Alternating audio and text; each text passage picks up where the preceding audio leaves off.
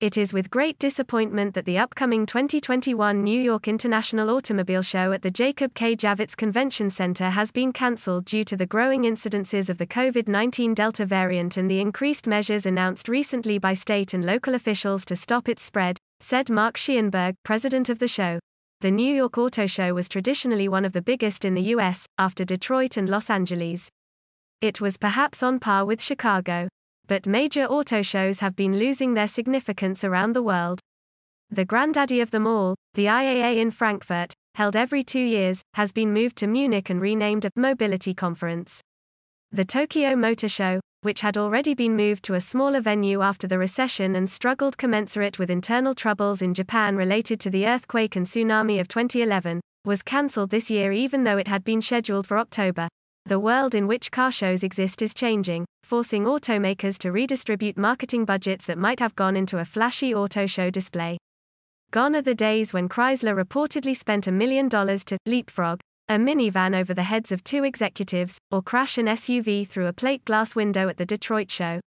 That money can be more effectively spent on targeted internet marketing that is more likely to reach specific buyers.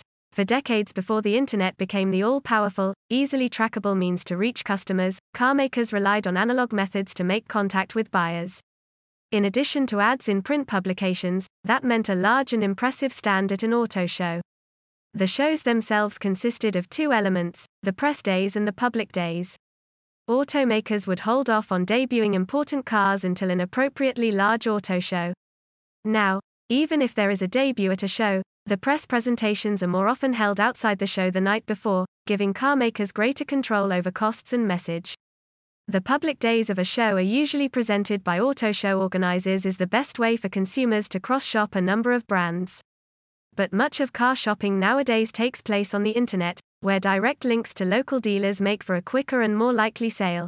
Each year, attendees rely on auto shows to help make important buying decisions, spending an average of almost 5 hours at the exhibition, with nearly 72% of those visitors indicating that they are in the market to purchase a vehicle over the next 12 months, said New York's Schoenberg. We fully appreciate and acknowledge how important auto shows are to the automakers, retail new car and truck dealers and the public alike, and we strongly believe in the future of these valuable marketing events. But the tenacity of the COVID pandemic and the rise of the Delta variant of the disease were just too much for New York.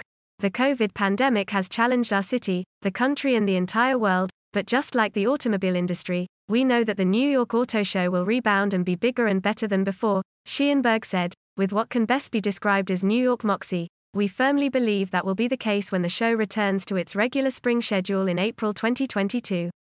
Stay safe.